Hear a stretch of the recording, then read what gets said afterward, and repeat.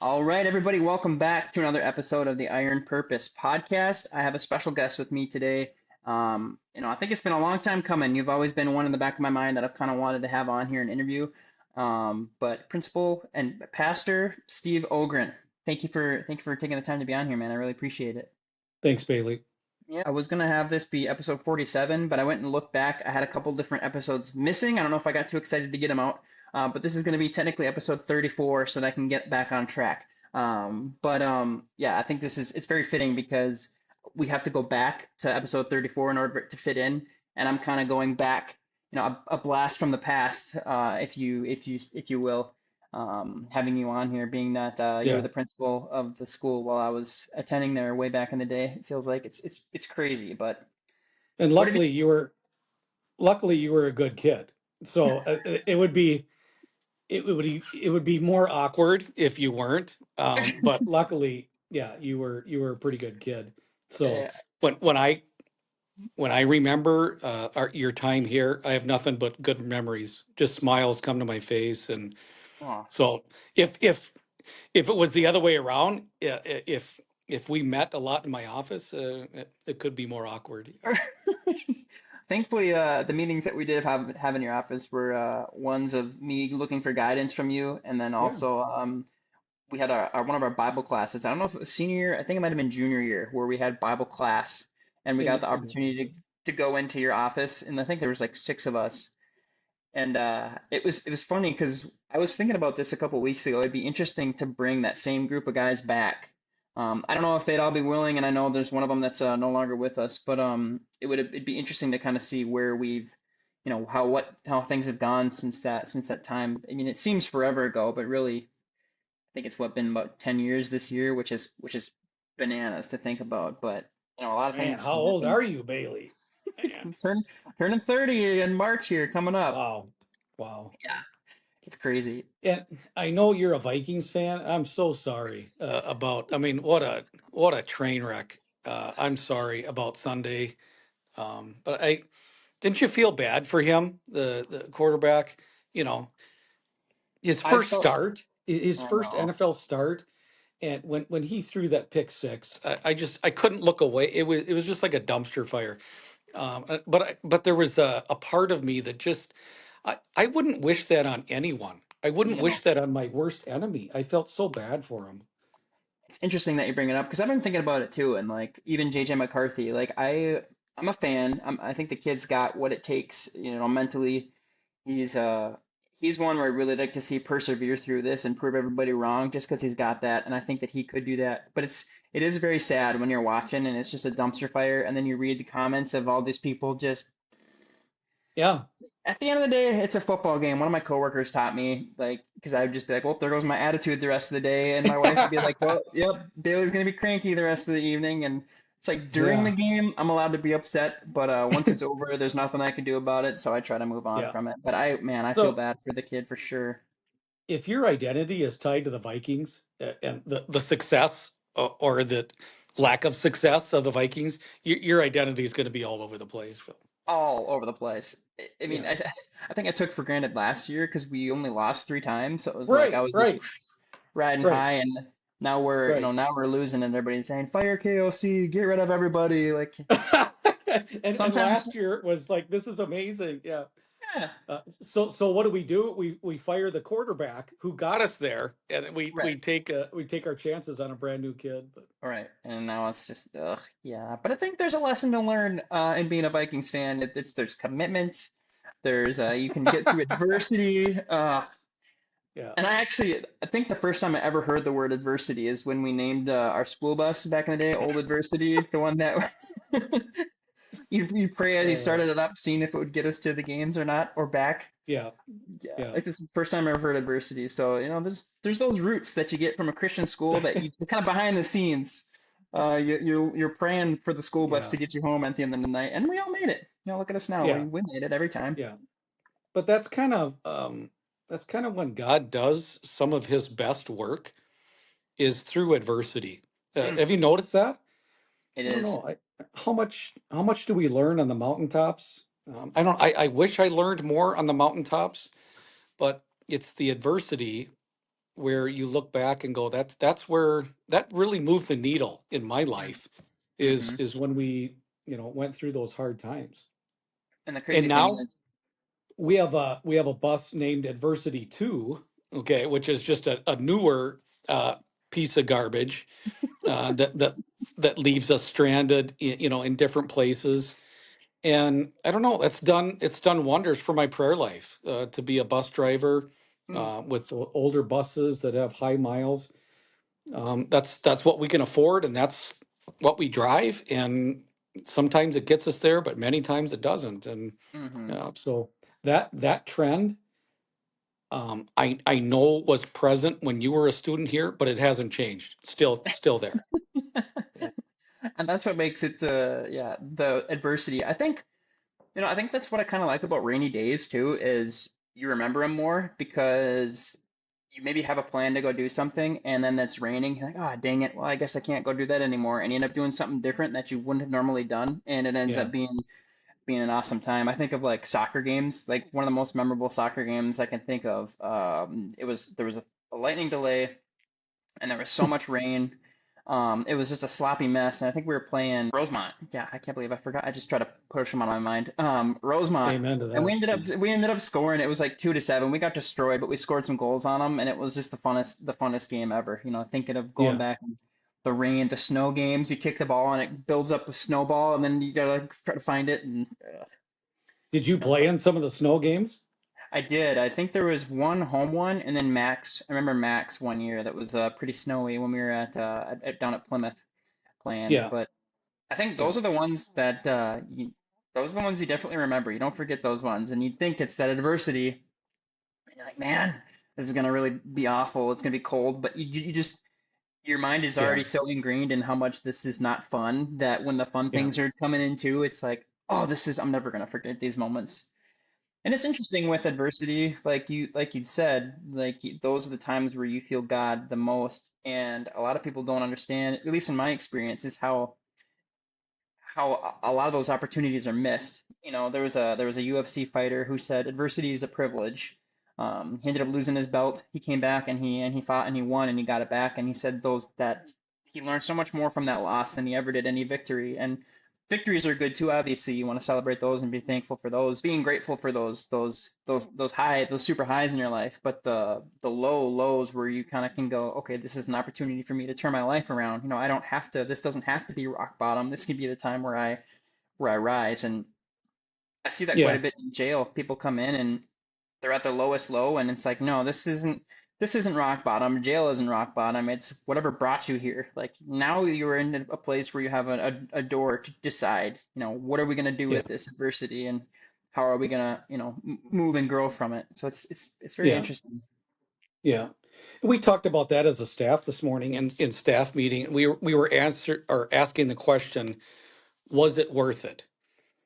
Was it worth it? And when answering that, it kind of depends on when you answer it.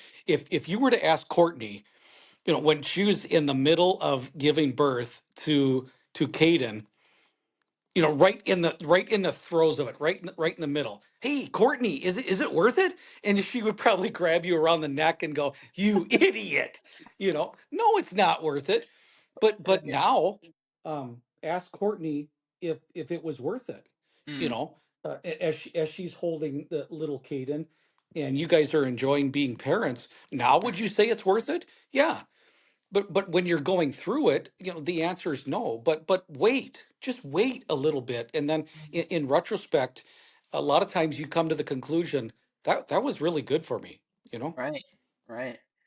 And I like how you say that because a lot of times, especially nowadays with the mental health and awful things that are occurring in life, people just act on impulse. They say, this is it for me, and then make a decision that either destroys their life or the life of somebody else. And sometimes it's like, is it really as bad as it seems? And I had an Yeah, episode that I talked about, previously where there was a player for the Dallas Cowboys, a young kid, ended up getting a touchdown, and as a rookie, he was a defensive end, so it's kind of rare for that player to be able to get a touchdown. The highest of highs was screaming, and everybody's cheering for him. And then the next week, not even a couple of days later, found himself in a mental health situation where he ended up taking his own life. And it's like, man, had he, and again, I know there are some things that are above a perspective shift, but if you just, wait it out, wait through Sure, through those tough times and see, you just never know. sure. There's Yeah, there's one thing guaranteed in life, and it's we're all not gonna, survive through it. So it's like, man, just yeah, yeah. give it some time Because and see what he's God can do. essentially the best preparation for that is camping, Bailey. You take your kids camping. That's nothing but adversity. It's nothing but raining and leaking tents and all kinds of stuff when you're camping. But then when you look back at, ask Caden in a few years if he liked camping. And when I asked my kids, they're like, "Yeah, it was awesome." Well, do you remember? Do you remember back when we were? It was awful. But you just gotta wait it out, you Oh, know. and then choose to remember the good times and not the bad. Oh, that's beautiful. Because yeah, you think about Yep. you made the analogy of birth and stuff and how awful that was in the time. But I'm sure looking back, Courtney's been able to help a lot of her friends who are now pregnant or who recently have given birth and kind of give them advice based off of her experience and saying, yes, this was really awful, or this is why I did this, and we just got to get through it. And it's cool how she was using her experience that was not fun for anybody in Sure. the room, especially her, and she's able to use it to help other people too now. So it's cool what a little perspective and how adversity really can, like I said, be a privilege and help people. Yeah. And looking back, like that camping, that's awesome. You look back, and for you, it was awful. And for me, like changing Caden's diapers, or he's screaming and crying, and you're like, oh, that day was terrible. And looking Yeah. back, he was like, oh, I got to spend the whole day with my dad. He carried me around. He changed my diaper. He fed me when I cried and I needed it. And it's like, okay, perspective. Like Yeah. all Yeah. adversity isn't bad. Yeah. Oh, Exactly. Yeah. amen. Yeah, that's awesome. Well, that's a beautiful introduction to the episode here. What else have you got going on recently? I know we just had Thanksgiving that just finished up, and we got Christmas coming. You got any big plans? I went Black Friday shopping with my sons. There you go. I know that sounds not like me, but um, thinking of the question, was it worth it? That's what we were asking ourselves in line at Dunham's. And so Dunham's opened at 5. We went at 11, thinking the craziness is going to be gone. Everybody will be at home. That wasn't the case. Everybody was still there, and it was still crazy. But Oh my there goodness. were um, there were just a couple of Second Amendment items that they were offering that my sons were like, hey pops, what you want to go? You want to go halvesies with us Uh-huh. on some Second Amendment items? And they're like, oh, how do you say no to that, Bailey? How- My first response is absolutely. yeah, Don't tell yeah, mom. yeah, yeah. Yeah. Oh, So I would imagine Caden is going to get his first Second Amendment item here very soon, which is awesome. They never go down in value. mm-hmm. But standing in line, it was both of my sons and my grandson in the cart, and he's what, 20 months? He's Mm-hmm. losing his mind.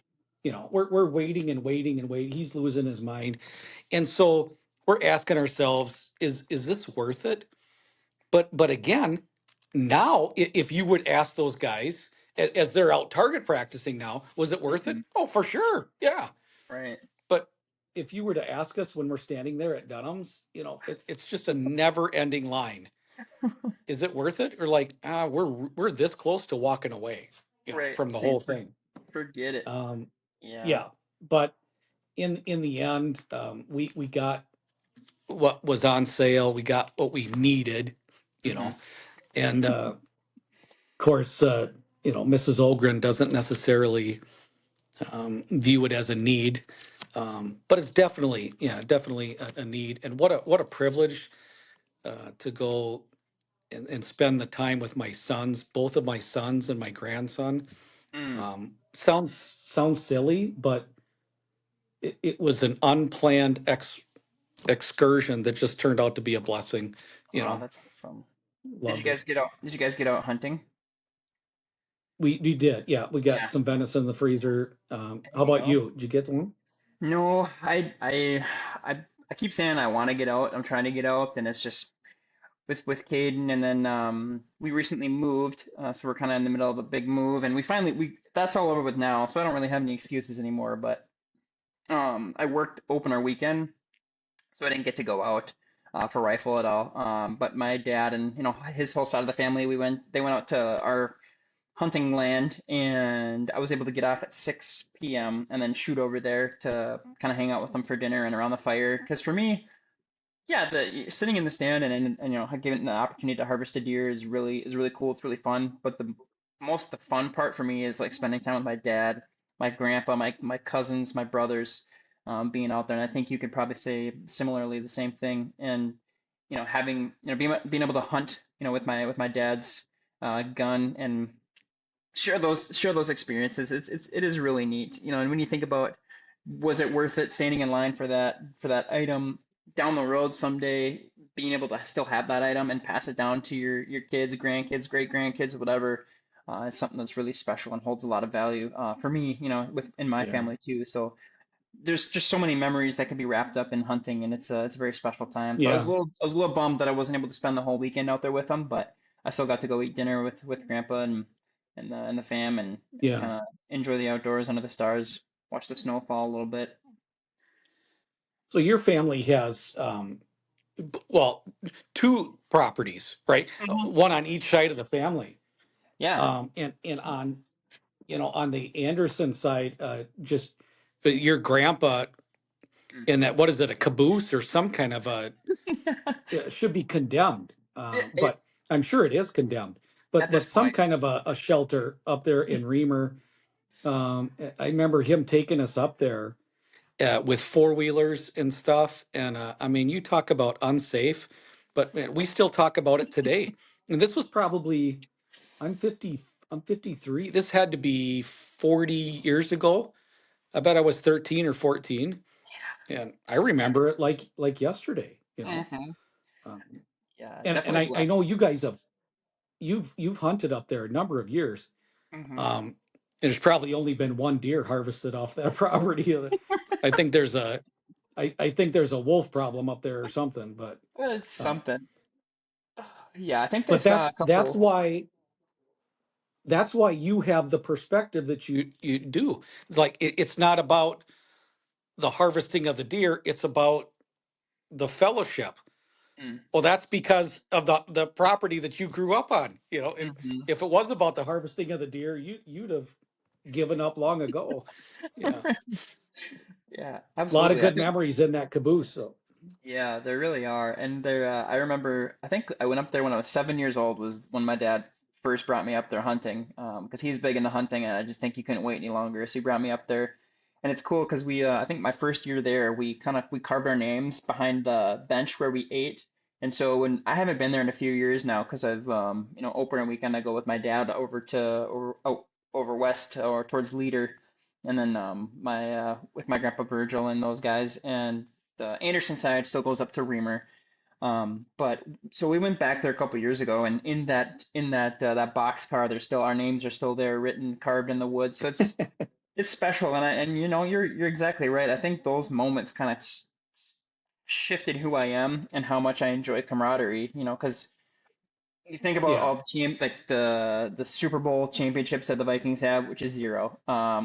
Playing in max championships growing up, in soccer and basketball. I think I got to be a part of one winning team in soccer, but it was my first year, and I rode the bench pretty much the whole time. But that camaraderie is learned at such a young age. You being out there sharing stories and just sharing good times with really good people, and then being able to take that from a young age and moving forward and being involved in class with some of my best friends and going out to Reamer as middle schoolers unsupervised out at that same property and spending time with each other. I don't know how we were ever allowed to do that, but we with survived. We made it. firearms. I just with had Daniel on. firearms. I just had Dan Newton on a couple weeks ago, and we were talking about that beforehand. Like, how are we allowed to do that? But hey, it made us who we are today. So we're blessed and thankful for that opportunity to do that because not everybody is. So Yeah. super You special. gonna let Caden? You gonna let Caden do that? Yeah, probably not. Yeah. Yeah.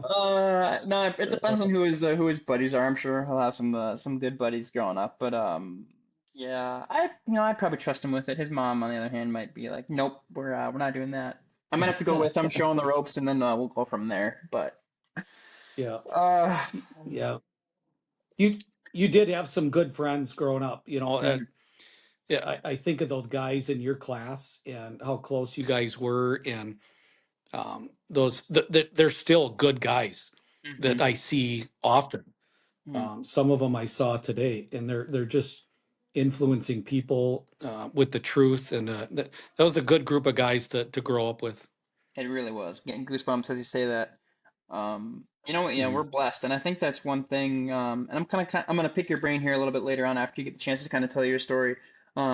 But growing up in a smaller Christian school where we didn't have opportunities to have all these different friend groups, maybe we could have, but like you're surrounded by the same people every day, and we just got the chance to just grow strong in that group of guys. And yeah, the school presented us with that opportunity, but I think we even took it another level and just those are just lifelong friends. Some of them are family, and so that's never going to change. But like Daniel and Matt and just some of those guys, you grow up with them and experience life with them. You're literally going through everything, breakups, family issues, whatever it is. Like you're literally eat, sleeping, and breathing it, going to different sports. We were talking about you go to school, it starts at 8 or whatever time it started at, and you go, and then you have a little bit of break, and you go right into basketball practice, and you're practicing basketball, and then right after basketball, if it's a Wednesday, you're going straight to youth group, and so you're not getting home till 9 o'clock at night, and you're just with those guys the entire day. And so I think it's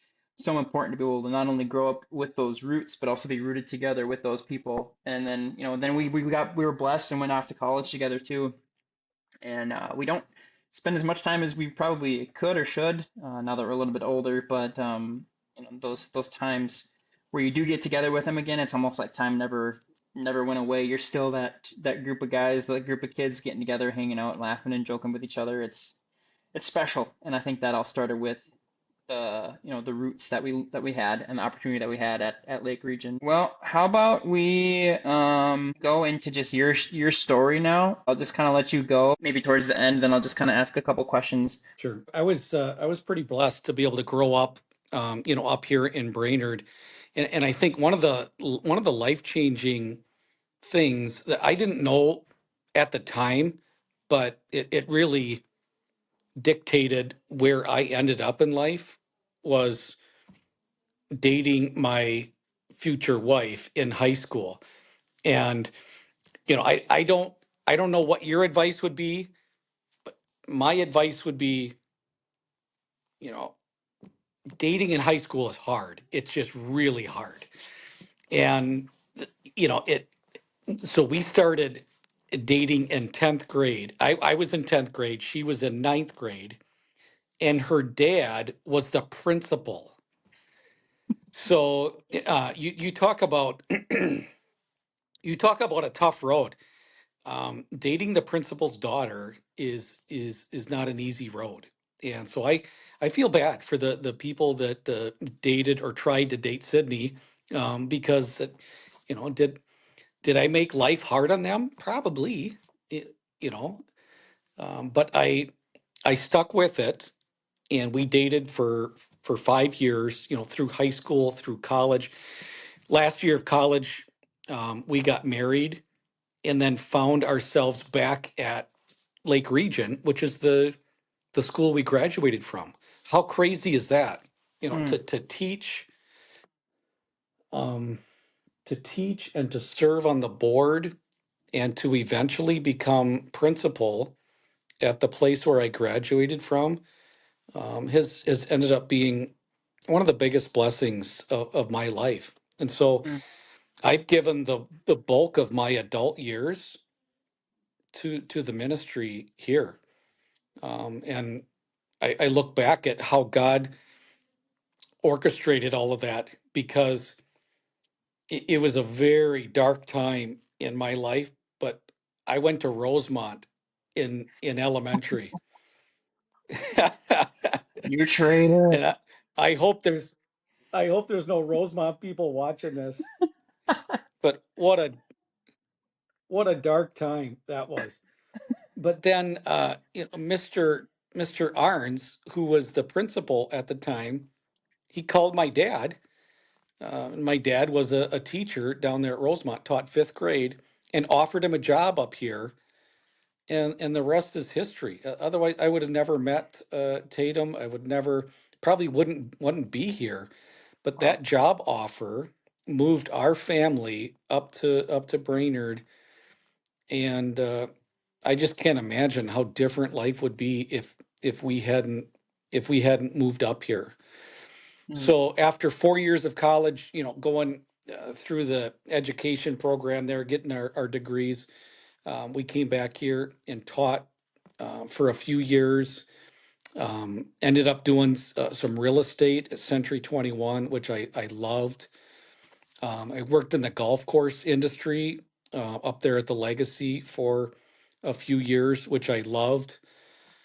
But the Lord brought us back to Lake Region through a number of different circumstances that they were in need of an administrator.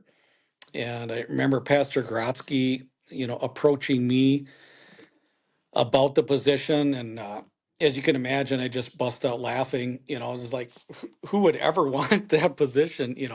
Who would ever want to go through a meat grinder on a daily basis, for little money? It's like you would have to be insane to do that. Um, but the more I rejected the thought, the more the Lord just kept. I don't know. He wouldn't let me sleep. He um, wouldn't leave me alone. mm, He was just constantly working on my heart, and I, as much as I tried to ignore him, thinking there were there were about 140 reasons not to do that, and only one reason to do it. But the Lord wanted me here, and I gave him all the other reasons why I shouldn't be, and he wasn't having it. mm, He wasn't having it. So I think part of it was um, so that he would get the glory. If the Lord took somebody who was, and admittedly, I was in over my head. Um,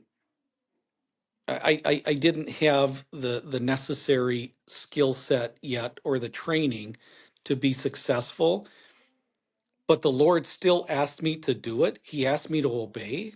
And I think it was because then he would get the glory, and not me. mm, Because anybody that was watching it from a distance, it was almost like if you found a turtle on a fence post, you'd be like, how did that turtle get there? Your assumption is that turtle had to have some help to get right. on top of that fence post. And I think that's the way that people looked at it. With me, they're like, how in the world did he get there? Mm, Um, he must have had some help. And ever since that this is year 19 as administrator, wow. ever since then, I've realized that, yeah, I did choose a profession that I couldn't do on my own. And a lot of people would say that's insane. That's insanity. If you choose a profession that is over your head and something you can't do on your own, then it must be just stress all the time or feeling incompetent. And nothing could be further from the truth. Mm, By choosing a profession or obeying when I was called to a profession that was over my head, it's actually been freeing. You know what I mean? It's been I found freedom in that because he is equipping me to do what he's asked me to do. Hmm. So if I was just a naturally talented, very bright, charismatic person, now I'm trying to do all of this on my own, and it would be stressful. It would be, you know, far above what I'm capable of. But he's literally asking me, just obey, Mm. Steve. I want you to obey, and I will equip you if you obey. So it's that simple. Wow. Yeah, and that could be, I could see where there would be a lot of stress on the shoulders and how that viewpoint that you kind of described at the very end, how it would be just a weight off of your shoulders going, knowing, God is using me, okay, take me as I am. Here we go. I'm going to put in the work that I can put in, and I'm not going to try to be this X, Y, Z. I'm just going to go in there and work and see what God can do with me. That's amazing. Now, when you took over as administrator, were you the next one right after Mr. Arns? There was a couple in between there. Randy Miller, I believe, and then Mark Monroe. Oh, that's right. I think there was even a year where we didn't have an administrator. So the my first year was '07 as administrator, and Mr. Arns last year was 98, 98, Okay. 99. So Okay. So there was a little bit of yeah, and separation in he between. was the administrator. Yeah, but his health is not so good right now, but it used to be. And when I first started, what a valuable resource Hmm. to be able to go out to lunch with my father-in-law and ask him questions specifically about the job. Um, I felt blessed to Mm, have that resource, and absolutely. I wish he was still, able to do that. Mm, But those are times that I cherish. Yeah. absolutely. Do you think there's any added pressure when you started the role? You're already dating the guy's daughter, so you're trying to, make a name for yourself and be the best person you could be for his daughter, and now you have his old job. Was there any added pressure on top of that, or was it more like this is super cool, I have him as a resource, and there wasn't that added pressure? No, and one thing that helped that, Bailey, I think, was the gap in between when he retired and when I took the job. Um, I don't know that there was kind of a feeling, and I don't know if it was that there was no administrator the year prior to when I started, but it was similar to is what's the quarterback's name? Bosmer? Brosmer, yeah, Max Brosmer. Brosmer. Okay, so it was similar to him going into the game yesterday. Like there's no pressure. I mean, we're just we're in trouble, and we just need anybody with a warm body that's willing.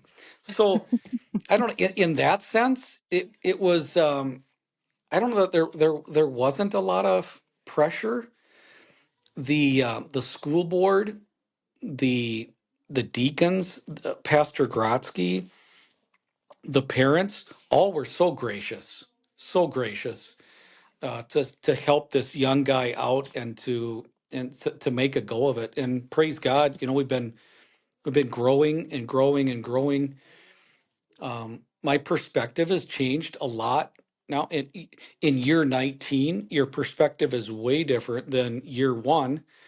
But as the years go by, I actually sleep much better than I used to. Because as a young guy, there's these feelings of pressure, and if things aren't going well, it's all my fault. And in moments of weakness, I would think that there's got to be better people to do this. But I had to keep reminding myself over and over, this isn't about you. This isn't Mm, about you. And the older I get, the more the less I have to remind myself that this isn't about you. And now I sleep really good at night. Yeah. good. And I'm sure starting out, it's hard to see the impact that you're having and what God is doing in your life now as you move forward into like year 19. You've had different avenues from that position, you said yes to God's calling on your life, and you're the administrator or the principal, whatever the title is now. But along the way, you've also been able to be a coach. You've also been able to be a mentor, a counselor for different people, and if I'm not mistaken, a pastor. You've gone back and are a pastor as well. Can you kind of touch on those things a little bit and your experiences those have brought you and how God has been able to use you in those areas as well? Yeah. Uh, One way to look at it is I used to be relevant. I used to be right in the thick of it when it comes to the coaching and the bus driving and the day to day. I used to be able to keep up with the kids. Um, and I notice, and I kind of miss those days, honestly. Um, it was 25 years of coaching. Mm, That's a good run, and I miss those days.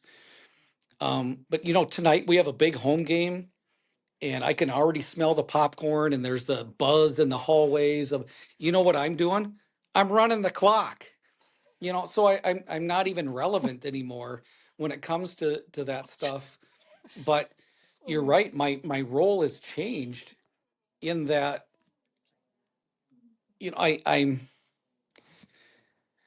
I feel like I'm coming alongside those that are in the busy stage of life because we're empty nesters now. Our three kids are grown and gone, and I see families like yours, um, and the other guys that were in your class. You guys are so busy raising kids, and we Tatum and I find it a privilege to now come alongside you guys mm, who are super busy, have young kids, and you know what, Bailey, we're investing in those kids as if they were ours, and it's so much fun to do that because when we go home at night, there's there's only a dog. There's nobody there, So when we're here at school, we're pouring into people, mm, and I find that in this season, yeah, there is a lot more advice, if you will, or counsel, um, than there is action. I'm the gray beard that sits in the corner and just kind of strokes his beard and just waits until all the young people have said their piece and then have something to offer. Um, mm, and I don't know how long this season will last. I hope I'm really enjoying it because we still have our health mm-hmm, and we have a grandson now, and so we're really enjoying this season, and i I find joy in supporting you guys who are going through the busy season of life. mm-hmm. And what an awesome opportunity. One of the questions I wanted to ask you was, what is it like being in a position where, you're still there, you're still doing your thing. It's adapted, and like you said, it's changed a little bit. Your roles have changed a little bit, but as we go through school and we move on and we graduate, you're continually seeing all these kids that you've got to know really well during their time there kind of go off into life and leave and kind of fly out of the nest. In more ways than just your home, now you got all of the people that you spend so much time with. And I guess you may have kind of answered my question a little bit by still being able to help out these people and I know you would help me out if I went in there and asked for help. You would get me plugged in some way, which is I'm grateful for that. But what is that experience like when you may have a really good season with a bunch of cool kids, an awesome senior class, and then you ship them out and it's completely fresh. You're completely, new kids coming in and out. How do you adapt to that? And what is that kind of experience like? Well, we're to the point now where we have the children of the students that we used to have. So the kids that I used to coach and teach, um, this morning I was teaching their kids algebra. And you you don't think I think of that, when I see those kids, you don't think I remember their parents and the pain in the butt that they were? Of course I do. Of course I do. And a lot of times I will even tell stories about their parents. It may be embellished a little bit, but certainly, want to tell stories about when their parents were in class. And in times where it's kind of quiet and we're just kind of sitting back and reminiscing, those are pretty special, Bailey, to really think that it's come full circle, and now the kids that we invested in, their kids are here, and Mm, we're investing in them. And to be honest, God doesn't have to do that. He is so kind and so gracious to show, because we're not promised fruit. We're just we're supposed to obey, right? And the fruit is his responsibility. And so I've never demanded of God to, please show us fruit. Help us to know that this is not all in vain. Something is sticking. He has no right, or he has no obligation to do that, but he has. mm, He has. He has shown us fruit, and what an encouragement during times where you're thinking about cashing it in, and it's not worth it. We're not making a difference, and you start to really doubt yourself. Um, then he will show us fruit like that, next generation fruit, mm. uh, and you have to stay in a place a long time to see that kind of fruit. You think that's special? You bet it is. It's really Mhm. special, and God doesn't have to do that. Right. He's been so gracious to us. What an opportunity. Now, I love that, talking about the good side of things and how amazing it is, and all the beautiful memories that you're able to have, and stories you're able to share with that. Kind of on the flip side, with the way the world is today, all the different issues that I'm sure make you want to pull your hair out, especially when it comes to the children that come into your door, as you are the in a position of leadership over some of them, and not, I mean, the responsibility of teaching them biblical education with so many different worldviews coming in. How do you combat just the worldview coming into the schools and teaching these kids, training these kids up, as you see biblically fit? Because I think of, I'm very much into mixed martial arts, self-defense, like you said, 2A, like protecting our kids in that capacity. But what does it look like to protect children at an academic level from all the way at the youngest age, all the way up through senior in high school? Yeah. One conclusion we had to come to, and it was really hard to come to this conclusion. We can't excel at everything, Mm, and I know maybe people would disagree. Some of your listeners out there would maybe push back on that a little bit and say, no, you can excel at everything. I have found that I we were doing a lot of things with mediocrity and very few things with excellence. And so there was a shift, a major shift, 10 years ago, maybe, where we said, no, we're gonna focus on core values that we are going to excel at. And are we still offering a bunch of other stuff? Yeah. But at the top of that is a biblical worldview, meaning the kids need to know where truth is found, and it's found in God's word. And that doesn't move. Of course, our society is trying to move truth. Look at look at where truth is now compared to 10 years ago or 15 years ago. It's society keeps moving truth, but in reality, God's word is truth. Jesus Christ is truth, and that doesn't change regardless of what society says. So for us to be able to teach these kids how to answer life's hard questions through God's word, it's just been priceless. mm, And I say life's hard questions, they didn't used to be hard. Like what is God's plan for marriage, or am I a man or a woman, or these are hard questions today, but they never used to be.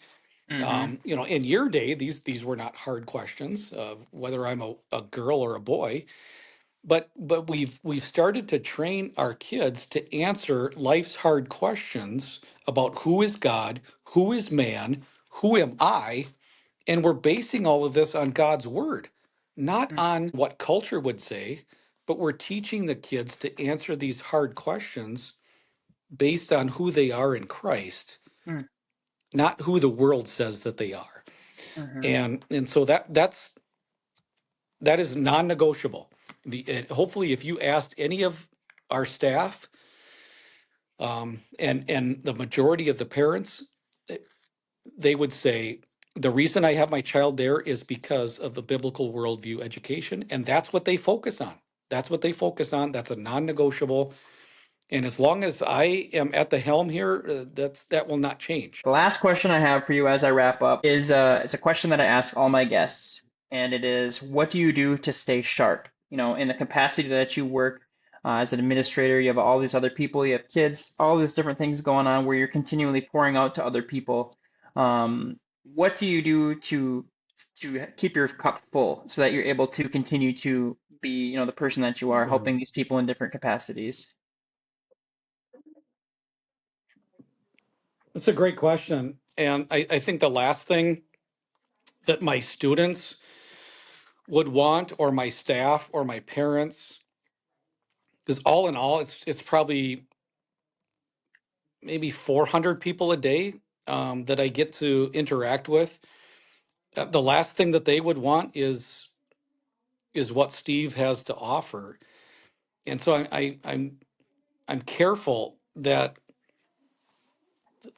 I serve from the overflow of my relationship with Christ, because then the students and my teachers and the parents that I interact with, they're receiving the overflow of my relationship with Jesus Christ. And what that means is this morning at 5 o'clock, I'm spending time in the Word, spending time with God, because I feel as the administrator, that's the most important thing I can do for the people that I serve. All right. It's only fitting that we started the episode talking about adversity because I've had so many technical difficulty issues with my phone and the Wi-Fi. So I guess it's kind of fitting that we are now ending on adversity. But I think we still got some great conversation within this episode. I think a lot that people can kind of hopefully learn from and have a different perspective on, and kind of open their eyes to what kind of goes on inside of Lake Region Christian School. You know, it like I said in the beginning, it really helped me, you know, start me off young, getting my roots together. You know, I started there in seventh grade, and some of my best memories were in that building. And even in some really difficult times through anxiety and stuff going on with one of my jobs, I had to pass by Lake Region a couple times to get home when I was commuting back and forth from Sartell.